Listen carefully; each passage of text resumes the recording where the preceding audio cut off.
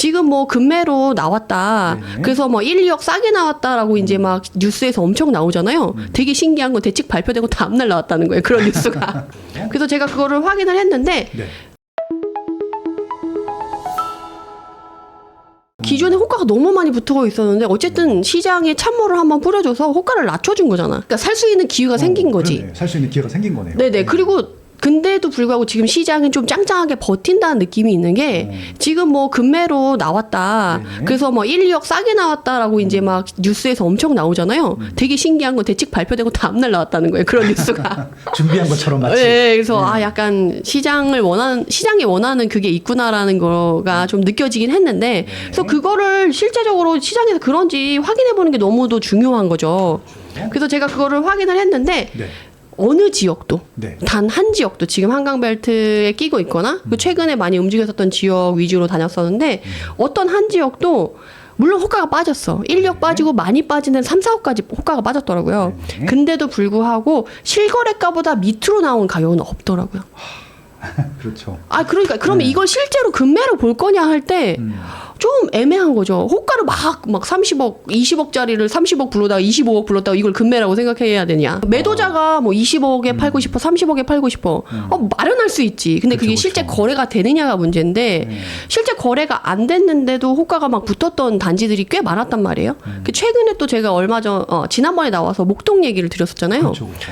하루 안에 시세가 바뀌다 못해 오전 시세 다르고 오후 시세 다르다고 했었는데 거기는 하물며 호가가 막 3, 4억 정도 더 붙었었단 말이에요. 근데 거기서 1, 2억 빠진 게 의미가 있냐라는 거죠. 금매 물론 매물을 살 수 없었던 것에서는 의미가 있지만 그게 실제적인 금매냐라고 했을 때는 고개를 좀 갸웃하게 되지 않나. 실제 실거래가보다는 내려오진 않았다. 그래서 지금은 약간 매도자랑 매수자랑 해서 눈치 싸움. 누가 더 버틸 거냐. 네네. 근데 이런 상황에서 재밌는 물건들이 나와요. 그러니까 약간 재밌다고 하면 좀 되게 그럴 수 있는데 네. 약간 기회가 될 수 기회. 있거나 약간 특이한 물건들이 나오는 거죠. 목동 같은 경우는 사실 7단지가 대장 아파트잖아요. 그렇죠. 그래서 목동이 최근에 워낙 뜨겁게 가고 있었던 신규 약간 자산시장에 진입하려고 하는 신규 시장이라고 볼 수가 있었는데 7단지 같은 경우는 지금 27평 기준으로 막 29억까지 호가를 막 부르는 상황이었거든요. 네. 근데 그리고 매물도 없어가지고 진짜 거래를 못하고 토요일마다 쉬시더라고요. 보통 원래 토요일도 일을 하시는데 토요일도 쉴 정도로 매물이 별로 없었었는데 대책 발표 내고 바로 그 주에 매물이 하나 톡 나와요. 26억 5천짜리가. 26억 5천짜리가. 네네. 3억이 쭉 빠진 상태에 나오는 거죠. 이거 안 살래? 이렇게 좀 꼬시는 물건이에요, 진짜. 약간 나는 미끼인 줄 알았어요. 처음에는. 근데 물론 실거래가보다 높긴 한데 네네. 7단지에서 학군도, 그러니까 7단지가 이제 15동까지는 여기 학군, 그 이상 동은 다른 학군으로 갈리거든요. 네. 근데 거기서 좋은 학군으로 가는 라인에 층도 좋은 아파트가 지금 갑자기 그 대책 발표된 이후로 3억 호가 낮춘 금액으로 나온 거예요. 그래서 제가 이분이 왜 이렇게 갑자기 싸게 내놨냐라고 사연을 여쭤봤더니 이분이 가실 때가 정해져 있는 거야. 근데 이게 좀 잔금을 길게 잡으셔가지고 내년까지 여유가 있으셔서 목동이 정말 하루가 다르게 시세를 갱신하고 있는 상태니까 그렇죠. 근처에 가서 내놓으려고 하셨던 거예요. 근데 갑자기 대책이 발표되니까 아플싸 이러면 집을 못 팔 수도 있겠는데 싶으셔가지고 바로 집을 내놓으신 거지. 그렇게 해서 약간 사연이 있는 매물이라서 조금 금매로 사실 수 있는 분들은 조금 흔들면 조금 더 싸게 살 수 있지 않을까. 왜냐면 뒤로 가면 지금 대출을 10억은 받아야지 목동에 진입을 할 수가 있거든요. 그래서 기존 주택을 팔고도 10억을 받고 대출해서 들어와야 되는데 지금 6억밖에 안 해준다니까 매수 문의는 진짜 완전 끊긴 상태예요.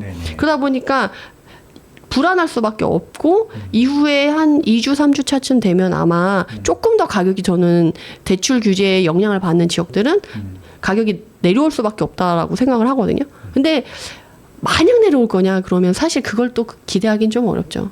왜냐하면 매도자분들도 이런 사연이 있으신 분들은 그런데 기존에 갖고 있던 분들은 뭐 안 팔면 되지 약간 이런 기조가 되어 있기 때문에 마냥 또 싸질 거다라고 기대하기는 좀 어려우니까 적정한 수준을 여러분들이 찾아가시는 게 좀 중요하지 않을까 싶어요. 네. 아유, 깔끔하게 정리해 주셨어요. 지금 시장을.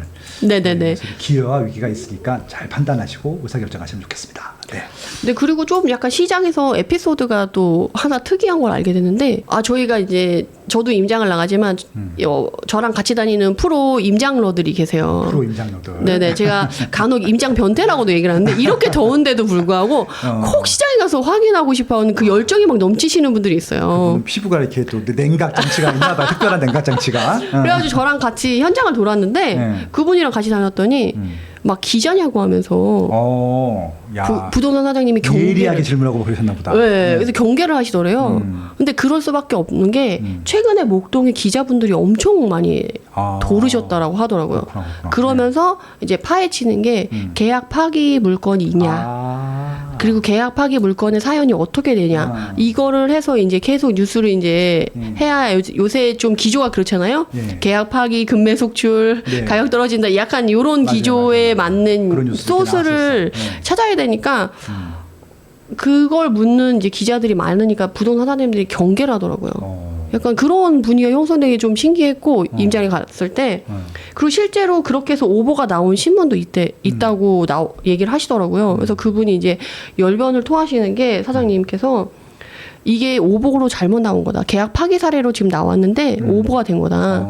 서울 부동산 정보광장에 보면 계약 파기 사례가 많이 올라와 있다는 거예요. 근데 그거를 그대로 믿으면 안 된다는 거죠. 속사정이 있다는 거지. 그게 왜 그러냐면 최근에 대출에 대한 혜택을 보기 위해서 전자계약을 많이 쓰기 시작했어요. 최근에 좀 도입하기 시작해서 부동산 사장님들이 이제 막 도입하기 시작했거든요. 그래서 저도 한두 건 정도 써봤고 이제 막 도입하기 시작해서 본인도 이제 세 건밖에 안 써봤다. 그러다 보니까 아직 익숙하지 않다는 거죠. 그리고 이 전자계약 자체가 뭐가 문제냐면 이 잘못 표기할 수 있잖아요. 그냥 계약서는 이제 뭐 이렇게 바꾸거나 이렇게 찍찍하고 도장 띡띡띡 찍고 이렇게 바꾸는데 이거는 잘못하면 수정이 안 된대요. 에? 왜? 이 국토부의 이 앱인데 시스템인데 이건 자체가 수정을 못 하게끔 되어 있대요. 그래서 이거를 수정하려면 기존 계약을 파기하고 해제하고 새로 등재하는 방식으로 할 수밖에 없다는 거예요. 중요한 이슈네. 네네. 그래서 서울 부동산 그 정보광장에 지금 계약 파기 사례로 올라온 건수들이 이 전자계약이 꽤 된다는 거예요. 그래서 파기해서 올라간 거고 두 번째 또 이 계약 파기 건수가 많은 이유 중에 하나는 최근에 대출 규제가 나오면서 사실 잔금이 뒤에 있는 경우가 있잖아요. 그래서 아직 전자등록을 못 하신 분들이 있잖아요. 전산등록에. 맞습니다. 그러면 그 사람들은 대출이 6억밖에 안 나와서 집을 못 살 수 있고 잔금을 못 치를 수 있는데 그럼 이 사람들 어떻게 할 거냐 했을 때 27일 날 그걸 결정해야 되는 거잖아요. 그러면 이게 전자계약을 해야지 계약을 한 거구나. 아까 이것도 그렇지만 전자계약 하면서도 이제 이걸 하면서 이제 대출도 전산등록이 돼야 나오는 그렇죠, 거니까. 그렇죠. 근데 문제는 이제 토지거래 허가구역 같은 경우는 또 구청에 등록이 돼야지 또 되는 거라서 맞아요. 그날 27일 날 정말 난리도 아니었다고 하시더라고요. 가계약금 들어온 사람들은 우선 딱 그거지. 빨리 오늘 내 계약서 쓰고 계약금 넣을 거냐. 네. 그리고 대출 받아야 되면 전산 등록해야 되니까 대출 중에서 잡아가지고 들들들 볶고 그치. 토지거래 허가구역이잖아요. 다 거의 한강벨트는. 네. 구청에 가서 부동산 사장님이 구청에 가가지고 직원 보고 빨리 등록하라. 구청에 이게 등록이 돼야만 거기까지 인정을 해준다는 거예요. 토지거래 허가구역은 당장 가계약금에서 계약서를 바로 쓸 수는 없어요. 승인이 나야 계약서를 쓸 수 있으니까 대신에 구청에 등록된 그 분까지는 그 날짜로 해주겠다라고 해서 사장님이 밤 10시까지 구청 옆에서 이게 등록이 됐는지 안 됐는지를 들들들 볶으면서 서 계셨다고 하시더라고요. 공무원분들도 애쓰시고 중개업 소장님은 진짜 애쓰 많이 썼겠네. 예. 그러니까요. 밤 10시까지 그렇게 할 정도로 정신이 없었다라는 거예요. 그래서 전산 등록 이렇게 하는데 결국 대출이 안 나오는 분들이 계실 거 아니에요. 이렇게 저렇게 해도 잔금 날짜도 느리고 뭐 이렇게 해서 못 하시는 분들이 계시면 그렇다고 이제 목동에 괜찮은 가격에 집을 매수하신 분들이 있을 거 아니에요. 그렇죠. 지금 이미 가격이 많이 올라서 호가가 더 많이 붙었었지만 그래도 이전에 계약해서 하루가 다르게 시세가 바뀌고 있었으니까 내가 생각해 지금 시세보다 그래도 내가 훨씬 더 저렴하게 매수를 했어. 그렇지만 대출이 안 나와서 잔금은 치를 수 없을 것 같아. 네네. 그런 사람들이 많이 쓰는 방법이 이번에 명의를 바꾸는 거였대요. 친인척들한테 그거를 넘겨서 너 여유 되면 네가 이걸 사. 이런 식으로 명의를 넘겼다는 거예요. 그러다 보니까 전자계약이 이름이 바뀌는데 전자계약 다시 써야지 당연히. 아, 그렇죠. 파기하고 다시 써야 돼. 그럼 파기하고 해지하고 또 다시 쓰니까 이게 새로운 계약이 되는 거예요. 아, 그럼 이게 계약 파기가 아니라 명의 변경도 꽤 있었겠네. 네, 그래서 이게 사실은 현장에서는 계약 파기가 아닌데 뉴스에서는 계약 파기라고 자꾸 나오니까. 뉴스 브리핑할 때 몇 개 읽었어. 그런 기사가 나왔다 가지고 계약 파기 네. 몇 건. 그러니까 현장에서 이거를 확인을 안 하면 이 속내까지는 알 수가 없는 거죠. 모르죠. 그러니까 저도 뉴스만 봤으면 그랬구나, 계약 파기가 좀 늘었구나, 그쵸. 돈 없으면 못 사지 이러고 그러네. 단순하게 생각했을 텐데 사실은 그렇지 않았다는 거죠. 아, 이건 진짜 재밌네요. 야, 네, 그래서- 현장에서 알 수 있는. 그래서 네. 현장을 다니면서 이런 것들이 진짜 차이가 가봐야겠구나 확실히. 아, 좋은 그 정보 알려줘서 감사합니다. 일단은 네. 계약 파기도 따져봐야 된다. 네네네. 계약 파기인지 아닌지. 네. 그리고 여러분들이 이제 특히나 제가 강남 3구 안에 있어서 송파를 참 좋아하는데 그 이유가 네네. 사실 강남 3구가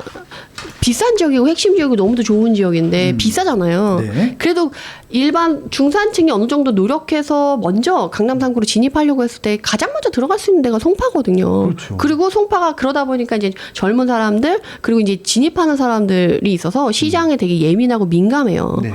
그래서 거기 안에서도 이제 음식이실 분들이 많은데 잠실주공 5단지 같은 경우는 또 최근에 다른 이슈도 있어서 조금 주의하실 부분들이 있더라고요. 어떤? 이번에 그 올 가을 지나가지고 조합 총회를 한다라고 하더라고요. 네네. 그래서 그걸 하고 나서 12월이나 네. 내년 1월쯤에 사업 시행 인가를 신청한다. 뭔가 진행이 되는구나라는 오케이. 느낌이 네. 이제 뿜뿜 되는 거죠. 네. 그러면서 이 사업 시행 인가를 신청을 하면 60일 이내에 결과가 나와야 되는 상황이기 때문에 네. 내년 상반기에는 사업 시행 인가가 나지 않을까? 그럼 7부 능선이 넘어가는 건데 드디어. 야. 그쵸. 그런 다음에 이제 한 27년 정도 되면 그래도 이주를 할 수 있지 않을까? 약간 기대를 해볼 수 있는 거죠. 야, 그러면 이제 30년 전후에서 입주할 수 있는 얼마 안 남은 거야, 그러면. 그러니까 네. 이게 근데 또 사장님이 또 뭐라고 얘기해요? 이제 그러면 살 수 있는 게 더 기회가 없어져. 없지, 이제 안 팔려고. 그러지. 왜냐면 사업 시행 인가가 되면 이제 규제 지역인 것 때문에 10년 보유, 5년 거주한 물건만 매물로 등재가 가능한 거예요. 기억이 맞죠. 그러니까 이제 매물이 그럼 더 없어져. 없어지죠. 그러면 더 비싸지고 더 들어오기 힘들다라는 거죠. 그렇죠. 그리고 지금 뭐 시군구청장이나 또 지방 선거가 내년에도 예정되어 있는데 이거를 막을 거냐? 못 막죠. 맞죠. 네네. 그러다 보니까 이거는 순리로 갈 수밖에 없는 상황이고 이 이슈가 있으니까 오히려 이렇게 대책이 발표되어서 매물도 나오고 좀 조정이 됐을 때 진입하는 것도 낫지 않겠어? 이런 식으로 약간 얘기를 해주시더라고요. 그래서 이거는 이제 본인의 각자 판단의 몫이지만 네. 이 자산 시장에 뛰어들고 싶다라고 하면 고려해볼 법한 단지라서 좀 챙겨볼 포인트가 아닌가 싶습니다. 잠실주공 5단지. 네. 네네네. 알겠습니다. 잠실주공도. 근데 좀 되게 또 신기했던 건 같은 잠실인데 잠실주공 5단지랑 엘리트랑은 좀 다른 모습이더라고요. 약간 가격대나 물론 그것도 차이가 나긴 하는데 잠실주공 5단지는 엘리트를 좀 약간 쳐주지도 않는 분위기고 저기 옆 동네고 나랑은 좀 달라 이런 분위기가 조금 그쵸, 그쵸. 이번 대책에 더 좀 뚜렷했던 것 같고 그리고 잠실주공 5단지는 그래도 매물이 좀 늘었잖아요. 근데 엘리트 같은 경우는 오히려 매물이 나오지 않았더라고요. 그래요? 왜? 그래서 저도 좀 그게 신기했어요. 그래서 왜냐면 이전에 토지거래허가구역 해제됐을 때는 엘스에서만 100채가 나왔을 정도로 5천 세대가 넘는 단지인데. 네, 매물이 쏟아졌었거든요. 이제 갭 투자가 워낙 많이 들어가서. 그럼 이번에도 대책 발표되고 좀 이게 규제가 돼서 매수할 사람이 없으면 좀 그렇지 않겠어라고 해서 매물이 더 나올 수도 있는데 네. 오히려 매물이 늘지 않았다는 거예요. 뭐 네이버에는 많이 떠 있는데요라고 이제 반문하실 수가 있는데 실제로 가보면 계좌가 나오는 물건들이 아니래요. 계좌가 나오는 물건이 얼마 안 되고 그리고 지금 매도자분들도 그렇게 급하지 않다는 거예요. 그리고 토지거래허가구역 해제되고 재지정되고 난 가격보다 지금이 더 올랐어요. 그렇겠죠. 토지거래허가구역 해제되기 전에 28억 5천이었거든요. 그 리센츠 34평이. 근데 해제되고 나서 22억 9천까지 갔다가 다시 재지정돼서 30억으로 내려왔었거든요. 근데 지금 33억.